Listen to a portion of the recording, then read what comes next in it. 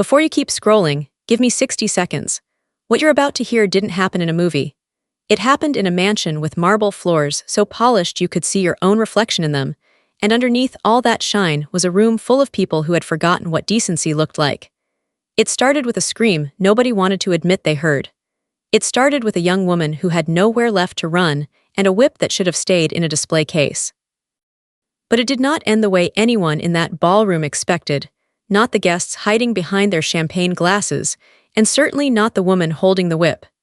Stay with me, because this one gets almost impossible to believe. Hey, welcome back to the channel. Before we dive in, drop your country in the comments. I love seeing exactly how far these stories travel across the world. Today's story is about power, about the kind of pride that convinces people they're untouchable, and about a quiet strength that no amount of money could ever purchase. I promise you'll feel this one in your chest by the time it's over. I won't give away the ending, but I'll say this much. Not everyone who walked into that ballroom that night walked out with their name still intact. The Ashford estate looked like something lifted straight out of a fantasy. Chandeliers the size of small cars hung from the ceiling, scattering gold light across 300 guests dressed in gowns and tuxedos worth more than most people's annual salary. This was supposed to be the celebration of the season, the engagement party of Julian Ashford, heir to one of the country's largest real estate empires, and his soon-to-be wife, Isabel Crane, a woman whose beauty was matched only by the fear she inspired in everyone who worked for her. People whispered about Isabel behind their painted smiles. She was the kind of woman who had once dismissed an entire cleaning crew because a picture frame had been dusted at the wrong angle. But Julian never seemed to notice, or perhaps some part of him simply refused to look too closely. Down in the kitchen that evening, a young woman named Elena Reyes wove carefully between trays of champagne flutes, her feet aching inside shoes that had seen one too many double shifts. She had been working for the Ashford household for nearly 8 months, splitting her hours between catering events like this one and her nursing courses at the community college across town. This job wasn't a choice, it was survival. Her younger brother's heart condition came with medical bills that never seemed to stop arriving, and every dollar she earned went straight toward keeping him alive.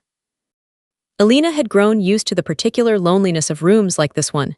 She'd catered dozens of parties just like it over the past 8 months, anniversary dinners, charity auctions, birthday celebrations for people who own more houses than most families own cars, and every single time, the pattern was the same. The guests floated past her like she was furniture, occasionally handing her an empty glass without so much as a glance in her direction. She didn't resent it, not exactly. She understood the arrangement. She was there to be useful and invisible in equal measure, and most nights that suited her fine. It meant she could keep her head down, get through her shift, collect her paycheck, and drive home to check on her brother before falling asleep with her nursing textbooks still open on her chest. Mateo was 11 years old and had been born with a heart defect that required careful monitoring, medication that never seemed to get cheaper, and now, finally, a surgery that could correct it for good if Elena could scrape together the rest of the money in time. She'd taken on every catering shift the agency would give her, on top of her hospital volunteer hours and her coursework, running on coffee and stubbornness more nights than she cared to admit. Tonight was supposed to be simple. Pour drinks, smile politely, collect her pay, go home. She had no idea that within the hour, her carefully managed, invisible life was about to be seen by every single person in that ballroom, whether she wanted it to be or not. Elena wasn't supposed to be noticed. That was the entire point of her job, to move through a room like a shadow, seen by no one, remembered by no one. But that night, fate had other ideas. It happened near the grand staircase. Isabel, 3 glasses of champagne into the evening, was parading her engagement ring in front of an admiring circle of friends when Elena passed by with a tray of drinks balanced against her palm. The contact was barely anything, a light brush of an elbow that sent a single glass tipping sideways. A few drops of dark wine landed against the hem of Isabel's ivory gown. Nobody else in the room even registered it as an accident. Isabel did. Her expression twisted instantly, jaw clenched, eyes flashing with a rage that seemed far too enormous. Us for a few drops of spilled wine. Do you have any idea what this dress cost? she snapped, loud enough that heads across the room turned toward the sound. Elena's apology came out in a rush, her voice shaking. "I'm so sorry, ma'am, let me." But Isabel wasn't listening anymore. Something inside her simply broke. She reached for a decorative riding crop resting on a nearby display shelf, an antique piece meant only to be admired, never touched. Before anyone could step in, she swung it hard across Elena's back. The room gasped as one. A glass shattered somewhere near the bar. The string quartet stumbled to a halt mid-note. Elena staggered against the wall, pain searing across her shoulder blades, tears burning her eyes, not only from the sting of the blow, but from the humiliation of 300 pairs of eyes watching her and doing absolutely nothing. That was the exact moment the front doors swung open. Julian Ashford walked in, the man everyone had been waiting all evening to see, and froze mid-step. Because what greeted him wasn't a celebration. It was something far worse, and it was about to change the entire trajectory of his life. Nobody in the ballroom dared to breathe. Julian stood frozen at the entrance of his own home, still wearing his overcoat, keys dangling loosely from his fingers, staring at a scene his mind refused to process at first. His fiancée stood with her chest heaving and a riding crop still gripped tightly in her fist. A young woman was pressed against the wall, shoulders trembling, tears streaking down her face. And around them, 300 guests stood in a silent circle, like an audience at a public execution rather than a celebration. "Isabel," his voice came out low and controlled, but underneath it sat something colder than anyone in that room had ever heard from him. "What did you just do?" Isabel straightened her spine, smoothing down the front of her ruined gown as though nothing at all had happened. "She ruined my dress, Julian. She needs to learn some respect." "She's an employee," Julian said flatly, "not property." A few guests shifted uncomfortably in place. Others, disturbingly, had already pulled out their phones, not to help, but to record. Because in a world built on wealth and spectacle, drama sold far better than sympathy ever could. Julian crossed the marble floor in long, purposeful strides and knelt beside Elena. Up close, he could see the raised, angry welt already forming across her shoulder where the fabric of her uniform had slipped aside. His jaw locked tight. "Are you okay?" he asked, his voice suddenly gentle in a way none of the guests had ever heard from him before. Elena nodded quickly, too frightened to speak, too aware that anything she said could cost her the job her family desperately needed to survive. But Julian wasn't looking at her the way an employer looks at staff. He was looking at her the way you look at a human being who had just been assaulted inside your own home, in front of everyone you knew. "Someone call a doctor," he said, rising to his feet, his voice suddenly sharp enough to slice through the stunned silence. "Now." Isabel let out an incredulous laugh.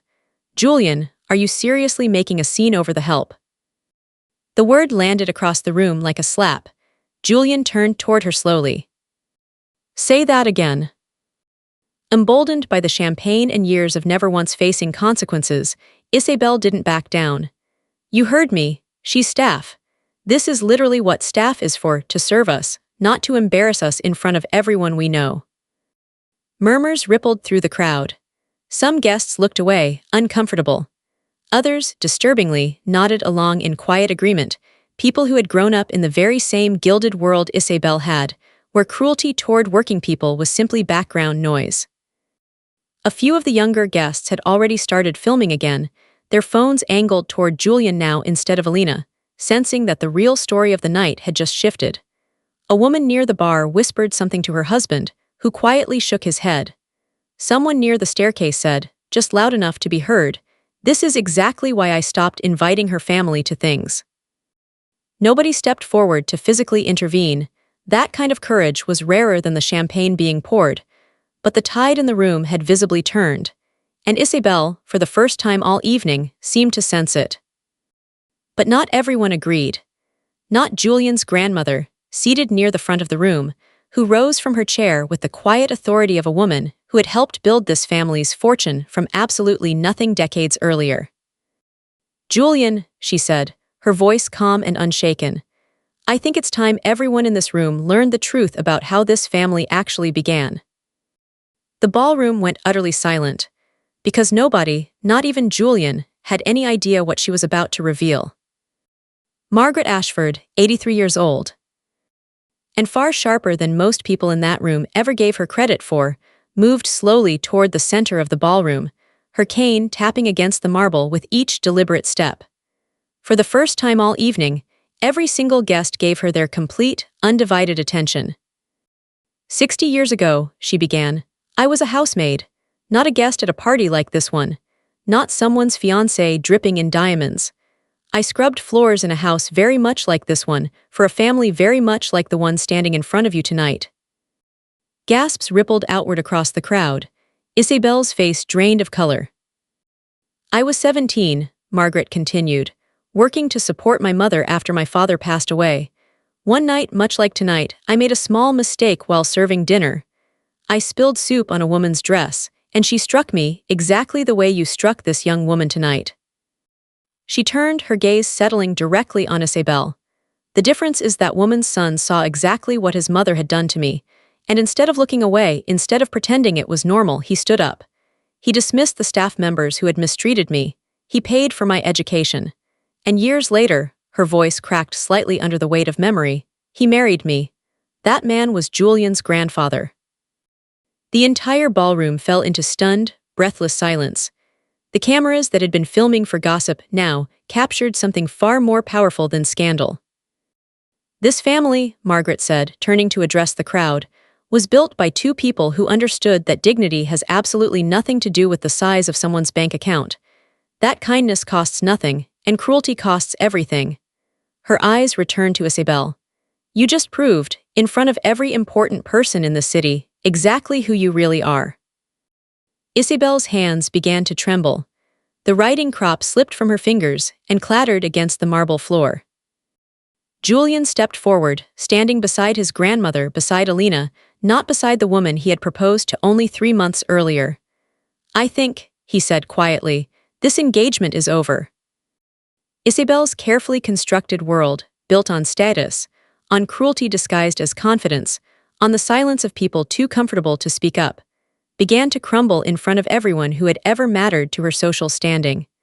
But the night was far from finished, because Alina, still trembling against the wall, had no idea that this single moment of humiliation was about to reshape the entire course of her life. The ambulance arrived 20 minutes later, though Alina insisted the entire time that she didn't need one. The welt across her back was painful, yes, but not dangerous. Pride, however, turned out to be an entirely different kind of wound. While paramedics checked her over in a quiet side room, away from the whispering crowd, Julian sat across from her, elbows resting on his knees, guilt written plainly across his face. I'm sorry, he said. This should never have happened in my house. Alina looked up, caught off guard by the sincerity in his voice. Wealthy men rarely apologized to people like her. It's not your fault, she said softly. You didn't do it. No, Julian agreed. But I chose to build a life with someone capable of doing that without a second thought. That part is on me. Alina studied him for a long moment, the exhaustion behind his eyes, the way his hands still trembled slightly from anger he was working hard to control. Can I ask you something? He nodded. Why does this matter to you so much? I'm nobody, just staff like she said. Julian's jaw tightened. You're not nobody, and what happened to you tonight is exactly the kind of thing my grandparents built this family to stand against. My grandmother was in your position once. Nobody protected her either, not until someone finally did. Alina's eyes filled with unexpected tears, not from pain this time, but from something rarer, the feeling of actually being seen. I have a nursing exam in 3 days, she admitted quietly. I was going to work straight through the pain because I need this paycheck. My little brother has a heart condition. His surgery is scheduled for next month, and every single dollar matters. Julian was quiet for a long moment. Then he reached into his jacket, pulled out a business card, and wrote something on the back before handing it to her. Call this number tomorrow, he said. It's my family's foundation. Your brother's surgery, all of it will be covered, along with your final semester of nursing school. Alina stared at the card, speechless. I can't accept this. I didn't do anything to deserve. You didn't do anything wrong tonight, Julian interrupted gently. You got hurt in my home by someone I trusted. This isn't charity, Alina. It's simply what should have happened a long time ago. Someone finally choosing to stand up instead of standing by. For the first time all night, Na allowed herself to believe that maybe, just maybe, this humiliating moment was about to become the turning point of her entire life. But neither of them yet understood just how far that turning point would go. News travels fast, but scandal travels faster. By the following morning, clips from the party had already exploded across every social platform imaginable. Not gossip about spilled wine, raw footage of a wealthy woman striking a young housekeeper in front of hundreds of witnesses, followed by an 83-year-old matriarch delivering a speech that silenced an entire ballroom. A hashtag defending Alina began trending by noon. Isabel's own family, embarrassed by a scandal threatening their carefully guarded social standing, distanced themselves publicly within hours. Business partners quietly withdrew from deals tied to her name. The broken engagement, already the least of her problems, was quickly overshadowed by everything else collapsing around her. Meanwhile, Alina sat in her small apartment, staring at her phone in disbelief as thousands of strangers left comments defending her, praising her composure, sharing their own stories of being mistreated by people who believed money made them untouchable.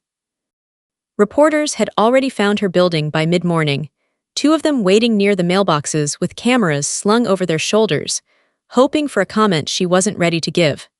Her co-workers from the catering agency texted one after another, some offering support, a few asking nervously whether the agency itself might lose contracts over the scandal. A woman she'd never met before commented on one of the viral clips, writing that she'd worked for a family exactly like the Ashfords for 11 years and had never once been thanked, let alone defended. Alina read that comment 4 times before setting her phone face down on the counter, unsure whether she wanted to cry or simply sit in the strange, disorienting quiet of being noticed for the first time in her adult life. Her mother, watching the news coverage unfold from the kitchen table, reached across and took Alina's hand. "Baby, are you okay?" "I don't know," Alina admitted. "Yesterday I was terrified of losing my job. Today people are calling me an inspiration. It's a lot to take in."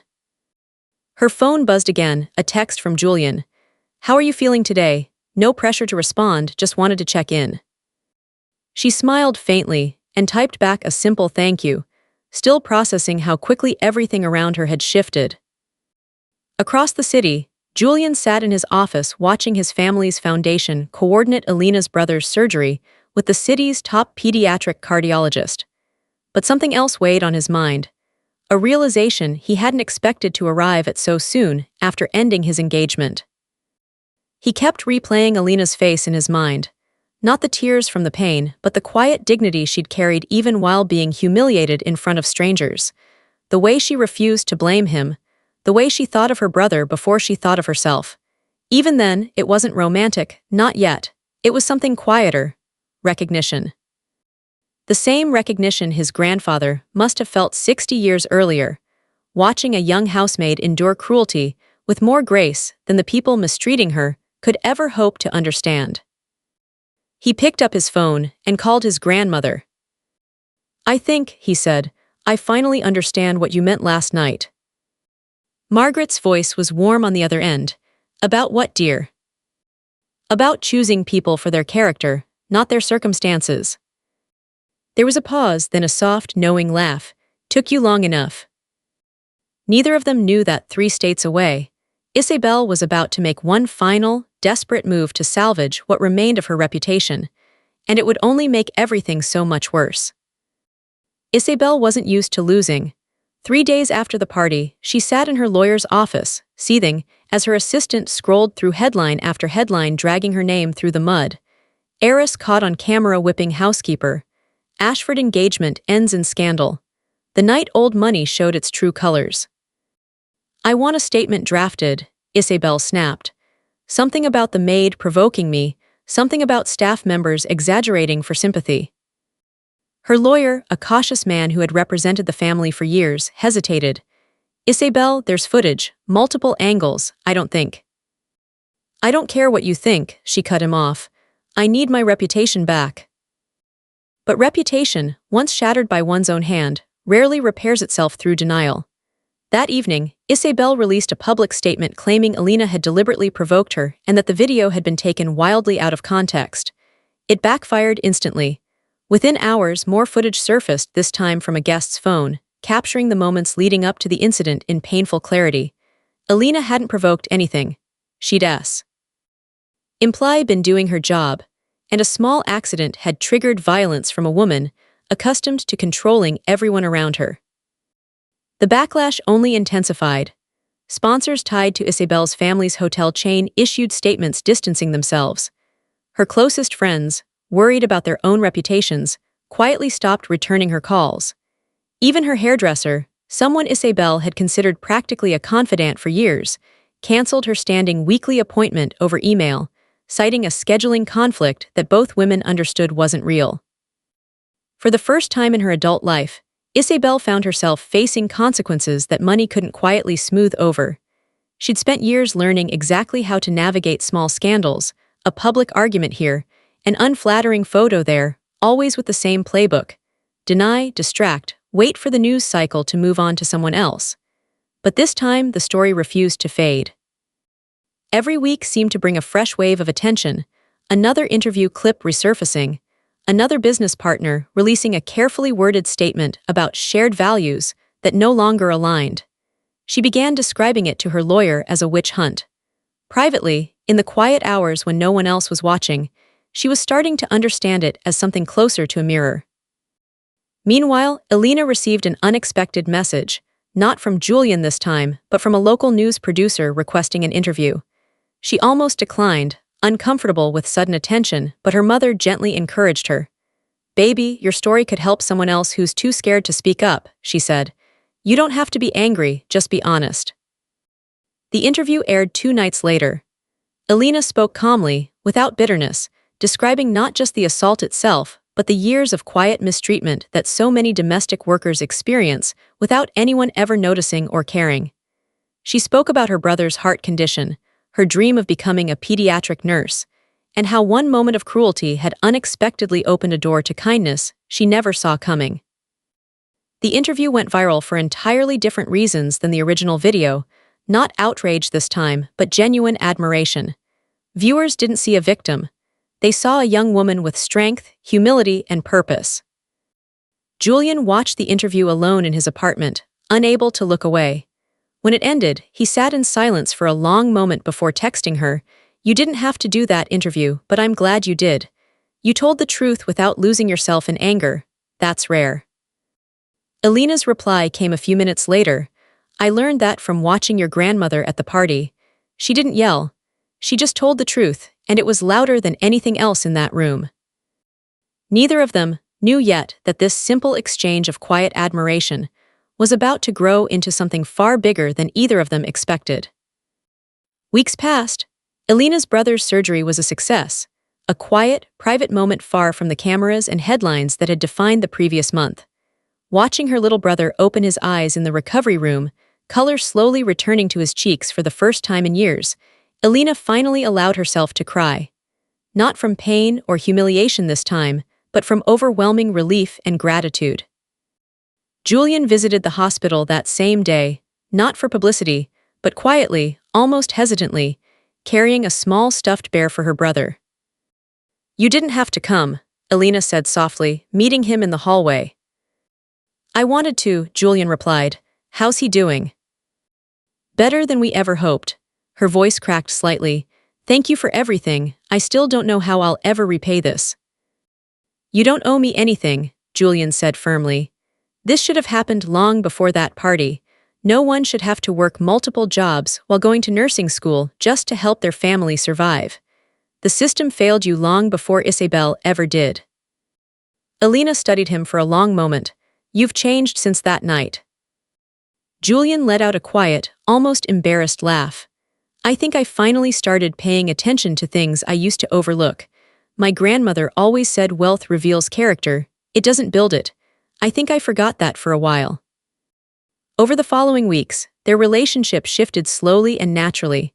Coffee after her hospital shifts, Quiet conversations about family, dreams, and the kind of life neither of them had ever expected to find themselves living.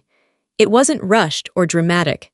It was steady, honest, built on something far more solid than the world Isabel had once represented. There was an afternoon, a few weeks in, when Julian showed up unannounced at the small diner near Alina's apartment, still in his work clothes, looking slightly out of place among the cracked vinyl booths and the smell of frying onions. He'd driven across town after a meeting had fallen through, he explained, and hadn't wanted to go home tea. Oh, an empty apartment. Alina laughed at him for a full minute before sliding into the booth across from him and ordering him the diner's meatloaf special, insisting he couldn't call himself a real person until he'd tried it. He ate the entire plate. It became a standing joke between them that the billionaire who owned half the skyline had never once, in 34 years, eaten a meatloaf special until a nursing student with 2 jobs introduced him to one. There was another evening when Alina admitted, quietly, that she was terrified of being seen as someone who had simply traded one form of survival for another, that people would look at her and Julian together and assume she'd calculated her way into his life rather than simply lived through something painful alongside him. Julian didn't try to talk her out of the fear.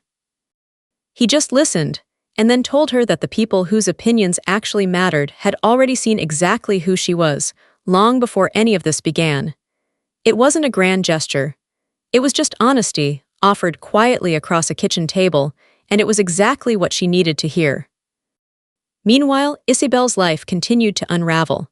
Her family, embarrassed beyond repair, quietly severed ties with public business ventures tied to her name. She eventually moved out of the city entirely, away from the whispers and headlines that seemed to follow her everywhere. It wasn't a dramatic, explosive downfall. It was something quieter, and in some ways far more painful, irrelevance. The world simply moved on without her, choosing instead to celebrate a story of kindness over cruelty, resilience over privilege. Margaret watched the changes in her grandson with quiet satisfaction. Though she never once said "I told you so," she didn't need to. The proof lived in the way Julian now visited hospitals instead of galas, in the scholarship fund he quietly established for working students like Alina, in the way he had finally learned to see people instead of positions. But even Margaret didn't anticipate what would happen 6 months later, the moment that would bring this entire story full circle. 6 months after the party that changed everything, the Ashford Foundation hosted its annual charity gala. But this one looked nothing like the extravagant, hollow event from before. Instead of exclusive invitations reserved for the city's wealthiest families, the guest list now included nursing students, hospital staff, single parents working multiple jobs, and community organizers who rarely received recognition for their tireless work. Margaret had insisted on the change, and Julian had agreed wholeheartedly. When the Foundation's event, planners had first drafted the guest list the old way, out of habit more than intention, Margaret had crossed out half the names herself and handed the list back with a single note attached. "We are not in the business of impressing people who already have everything." Julian kept that note pinned above his desk long after the gala had come and gone, a small reminder of the version of his family he wanted to keep building toward. The transformation extended beyond the guest list. The caterers that year were paid double their usual rate and given a seat at the tables rather than being confined to the kitchen. The centerpieces, instead of imported orchids flown in overnight, were arrangements made by a floral cooperative that trained young people aging out of foster care. Small changes, Margaret liked to say, but the kind that told you everything about who a family had decided to become. Alina stood near the entrance in a simple emerald dress, nervously smoothing the fabric as guests arrived. She had finished her nursing exams with top marks and had recently started working in the pediatric cardiology unit, the very department that had saved her brother's life. "You look like you're about to give a speech," Julian teased, appearing beside her with 2 glasses of sparkling cider. "I am," Alina admitted. "Your grandmother asked me to say a few words tonight." Julian smiled softly. She has good instincts about these things. When the time came, Alina stepped onto the small stage, her hands trembling slightly as she looked out over a crowd that mixed quiet working-class families with the few remaining wealthy guests who had chosen kindness over gossip. 6 months ago, she began, I was just someone serving drinks at a party, trying to survive. I never expected my life to change because of one painful moment. But it did. Not because of the cruelty I experienced, but because of the kindness that followed it. Her eyes moved to Margaret, seated in the front row. A woman I'd never met stood up that night and reminded an entire room that dignity isn't something money can buy or take away.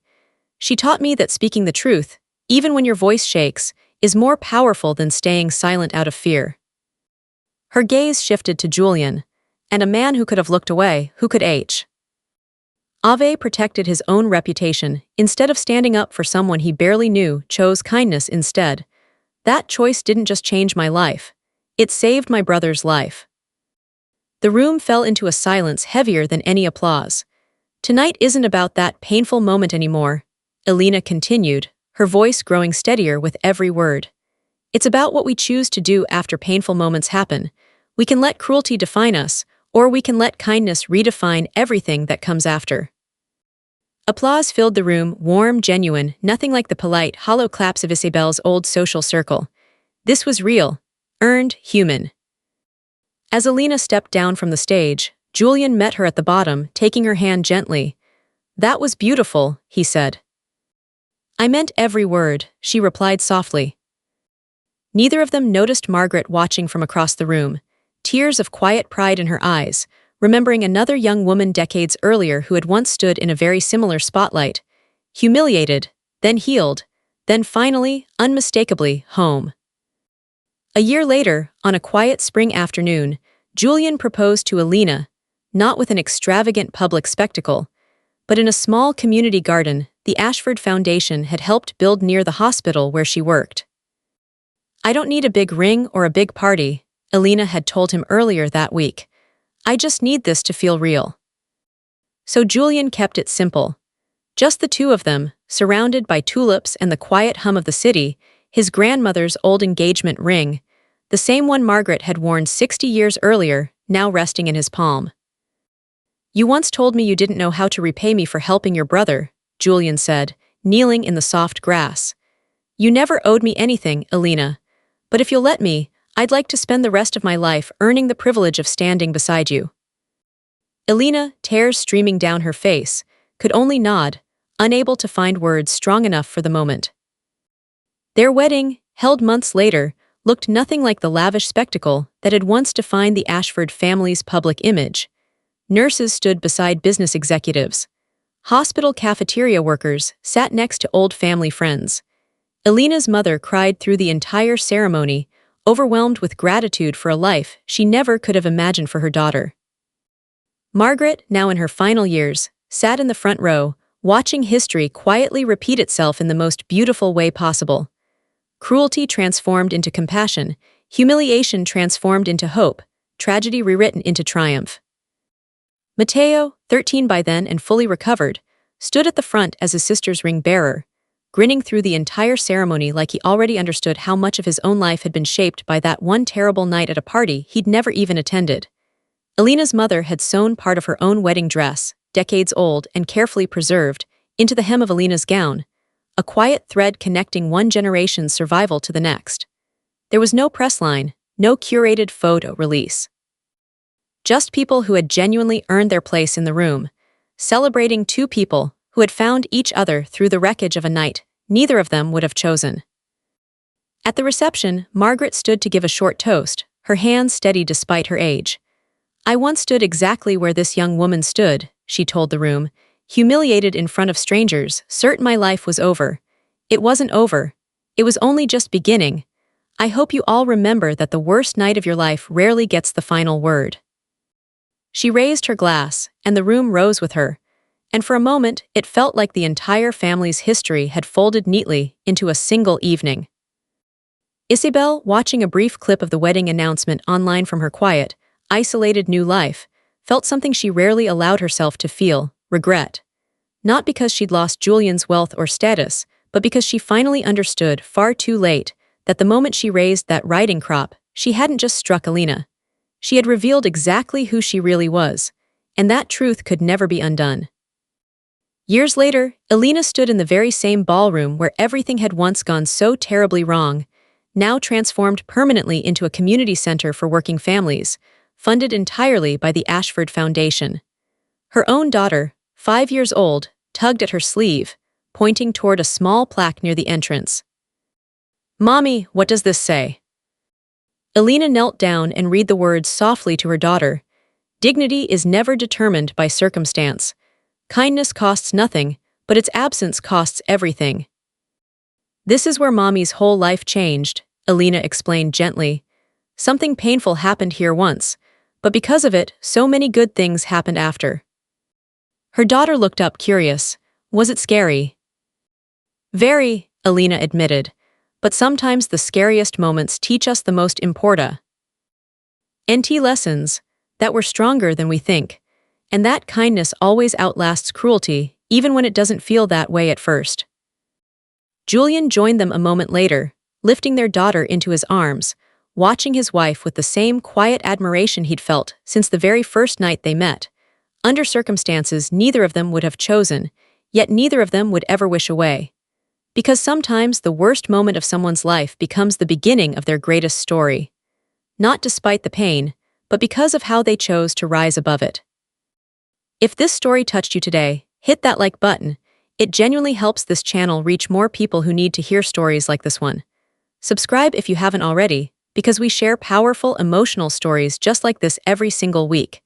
And if you know someone who needs a reminder that kindness always wins in the end, send this their way. Because in a world that so often rewards cruelty with power, remember this: dignity isn't given to you by others. It's carried within you, no matter what anyone ever tries to take away. Thank you for watching, and remember, someone out there needs to hear this story today. Maybe it's you.